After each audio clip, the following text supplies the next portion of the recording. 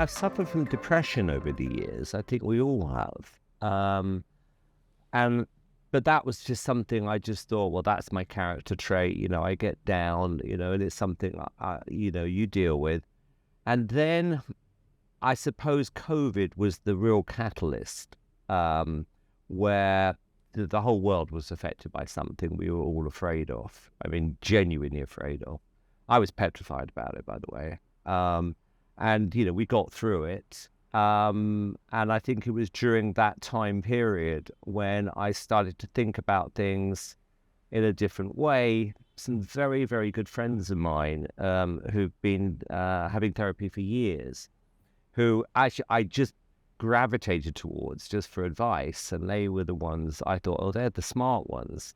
They're the balanced ones. And they'd been having therapy for a number of years. And I thought, well, maybe I want to be like them. They're very happy. And they're very kind of wise, and they kind of like slightly veered me towards it themselves and said, why don't you give it a go? And it's been, I wish I'd done this 10, 20 years ago, if I'm being honest with you. What was it about COVID and that time that so petrified you, like you just said? I think we all were, because we were afraid of something we didn't know about. And, in the very, very, very early stages, some friends of mine got really ill. And I'm talking about really ill. So I thought, God, if I catch this, maybe the same thing's going to happen to me. And I didn't know what was true or what wasn't. I just didn't have a clue, other than I was petrified about catching it, petrified. So I, with myself, Lauren, and Eric, pretty much, stayed in LA for a year, watching sports events where nobody was there. It was like something out of a science fiction movie, and we all kind of lived through it for 2 or 3 years. And obviously, in my job, where I'm always around an audience, I can remember in the early stages where in America, we had a full audience on the first day, and by, I think, the 16th day, everyone was gone. And so you imagine that over a 2-week period, from a full theatre to zero. And then that kind of fear of, I might die if I catch it, or my son could get sick, or Lauren could get sick, or my family and friends could get sick. It was scary. It's interesting because a lot of people have different reactions to that whole time, and it seems like your reaction was really visceral. It's quite an extreme reaction. I mean, were you consuming a lot of the news at the time? Was that sort of ramping up your anxiety? Well, it's a good question. I didn't know where to go to. I'm going to be honest with you. And even with a lot of doctors I spoke to, I was getting... You spoke to doctors about it? I was saying, should I be vaccinated? Some said yes, some said no. Some said get this one, don't get that one. It's like, my God, what do I do? And all the time I'm doing this, I'm just basically in my house, not going out, wearing masks all the time. I'm not exaggerating, I probably was tested about 1,000 times. No. I'm not kidding. 1,000 times? Seriously. Well, I mean, pretty much every day, and sometimes 2 or 3 times a day, particularly when we had to film. So over a 3-year period, easily, could have been up to 1,000. And then there was that moment where I had to make the decision about do we make BGT, and it was 2021, and it was just looking as if it was going away, and then suddenly the new variant came around, and I thought that's when I got really scared, and I thought there is no way we can go back to the UK and bring in, the hundreds of people who are either making the show or appearing on the show, and think not one of us is going to get ill, because it's going to happen. So the whole thing for me was a nightmare. And then, thank God we all came through the other side, I think, okay. But if there was one, I suppose, positive on a personal note, it gave me a time to reflect on things in a way I never would have done before. And as things started to calm down a bit, And it was almost like, now I've got to go from there back into the real world. How do I feel about that? And that's when this whole notion of, I started to hear a lot more people talking about mental health. I'm curious by nature, so I started to read up about stuff, teach myself. Then, fortunately, as I said, met some friends who had had therapy, benefited from therapy. And that's when I thought, you know what? I've kind of looked after my body, through diet, exercise, whatever, pretty well over the years. But what have I done about my brain and, my mind and all that kind of thing? And the answer is nothing. And now's the time to do it. So it was almost like my head going to the gym. In terms of your friends, did they point you in the direction of a certain therapist? Did you have a list of therapists that you were potentially looking at? Because it's a bit of a, it's a lot to sort of think about, isn't it? Yeah. Well, I mean, for being honest with you, when I was growing up, and I used to, if I watched an American drama, and there would always be talk about going to, therapy. And I always used to think everyone's being dramatic or over the top. It was very much, as a Brit, I just couldn't relate to it in any way whatsoever. So I never took it seriously, if I'm being honest with you. It was only, like I said, having gone through something pretty traumatic that I realized, and like I said, having good friends who were very open about it, and the mental health becoming part of something we would use in day-to-day language, which was, well, this is all starting to make sense. Things are so complicated in life anyway. Why not find someone, to help you? And to your point, because I asked the same questions, well, where do I start? And they just said, well, you've got to find someone you click with. And what if you don't? Well, then you go to somebody else. And I thought, and so I made the appointment and I sat down, really embarrassed. And I said, look, I just don't know where to start. And it's a he, the person I go to. And within about 20 minutes, it was as if I'd known him for 10, 20 years. He put me so much at ease. And you realize you're talking to a professional, and they don't judge you. They listen to you, and it doesn't happen overnight. You've got to do this fairly regularly, which I did.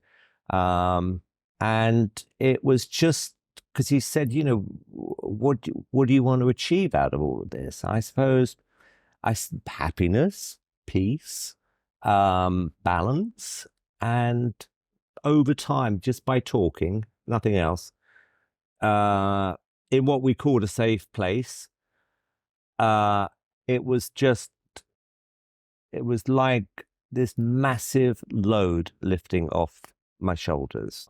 The interesting thing is the stuff that used to bother me doesn't bother me anymore. Such as? Ratings. I'll give you that as an example, because one day we were talking about that. It's how do you judge yourself? And I said, well, we have a rating system and blah, blah, blah. And he said, well, do you consider your best work to be the highest rated thing you've ever done? And I said, no. And he said, so why are you judging yourself on that? And I went, actually, it's a good point, actually. He said, well, how would you like to judge yourself? And I said, based on something I like and I hope other people like. Yeah. And he said, do you need anyone else to do that for you? And I went, no, I don't actually. And he said, well, then why don't you just stop doing that? And I went, it's as simple as that. And that was it. I just sent an email out saying, that's it. I don't want to know anymore. I mean, and it's quite incredible, just that, because it doesn't feel like you're chasing something. You're just making something you like in the hope that other people like it as well. If they don't, they don't. I mean, you just have to deal with that. But I love the idea of you talking to your therapist about ratings. I think that's hilarious. Oh yeah, I mean I sometimes laugh when I leave him, thinking, what must he think of me? And I did ask him that once, and he said, Simon, you'd be surprised. He said, you have nothing really to worry about or feel fearful about. You just overthink everything. And you have a lot of responsibility, and you have to find a way of, if what you're after is happiness, and you still want to work and you want to improve the quality of your work, then you have to take control of your own schedule and work how you want to work. Because I was getting tired. We all get tired, and I didn't want to get burnt out. And I will say, since I've seen him, I think that I've worked better post seeing him than I did before. Because if what you do is creative in particular, look, there's no right or wrong way of approaching anything. When you're making a decision, one person will say it's a good thing, someone else will say, what I think is funny, it's not funny, whatever. Yeah. You have to take a call on things all the time. So it's given you a sense of perspective in many respects. Yeah. Which was sort of lacking throughout. Yeah. Throughout your life up until that moment. Yes, he taught me to stop and actually look at what I was doing and saying, do you like what you're doing? Are you enjoying what you're doing? And he said, what drives you? And I said, well, I always hope that things are better year on year. And he said, do you believe they can be better year on year? And I went, actually, I do believe that, yes. And he said, well, then make it happen. And he's like, you're right. And he said, but having said that, you then have to work out a schedule to make that happen. Yeah. And he said, you don't want to burn yourself out, and you don't want to take on too much, and you've got to take on things you're passionate about. And if you want to do new things, then you've got to work out a way how that works within your schedule. I mean, he was actually quite incredible. So in those moments before where you were really stressed, how would you deal sort of with that mentally? Well, historically, I would just push myself even more. I would just work longer hours. I mean, when you and I first met each other, my, working hours were from about 2 p.m. to about 7 a.m. I mean, I was like a vampire. I never saw daylight. I didn't even know what the sun was. But I would just push and push and push. And there were certain years I could feel it where I felt really burnt out. And I thought, not sure I'm even enjoying this anymore. I went into this because I thought it'd be fun, and now it's all, it's got very, very, very stressful. But, it's because I suppose that I took on too much. Or looked at things perhaps in the wrong way. I don't know. Did that affect your relationships with friends, with family, that sort of level of stress that you were under at that time? Well, it's a difficult one to answer. I can only tell you in terms of how I feel today compared to how I felt 10 years ago. And I feel happier today than I did 10 years ago. I feel more in control of my life now than I did, 5 years ago, even 20 years ago. It was all about, 6 meetings a day, That's relentless. Phone calls, emails, 3 o'clock in the morning, 4 o'clock in the morning, blah, blah, blah, blah, blah. Yeah. And I'm not even sure it was the best way of working. It was just push, push, push. Whereas now I'm much more thoughtful about what I do. I watch everything I make in a very, very different way now. I think what we're doing now, I just feel it's better in some way. And other people that might, disagree, but it's the way I feel about what I'm doing. And have people that you work with, have they noticed this sort of change in you? Well, I'd say so. I mean, the fact that I got slimed, my head set on fire, pies thrown in my face, I think that's an indication that I don't take myself too seriously anymore.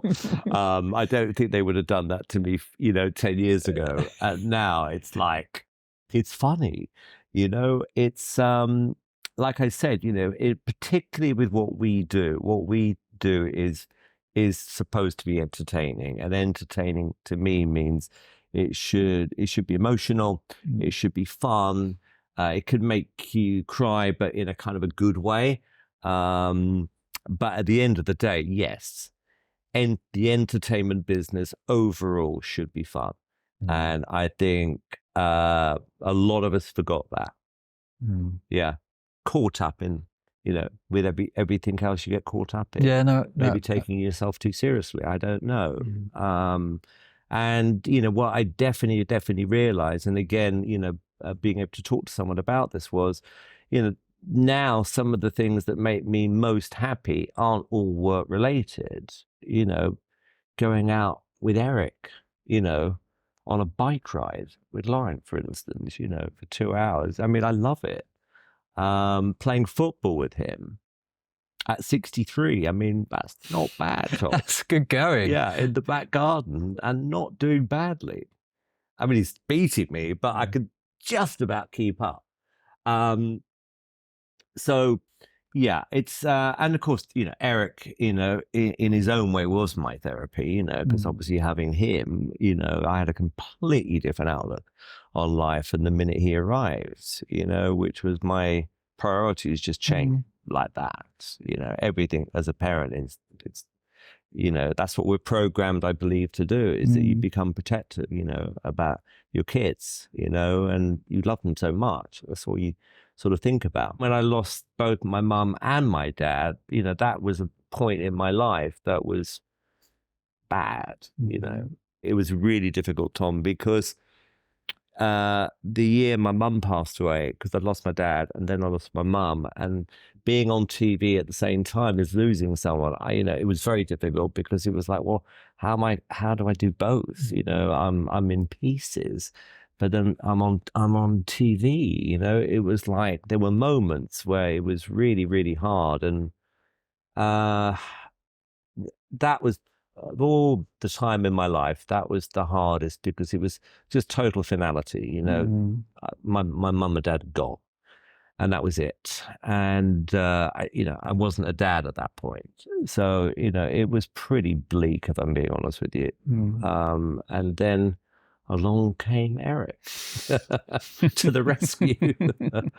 But actually, Eric did come along just before my mum, passed away. They got to meet one another. Yeah. Well, my mum was quite sick when Eric was born, so she was aware of him, but not that aware. But then, when she passed away, then Eric was then, just getting a little bit older, and he sort of filled in what I was, missing.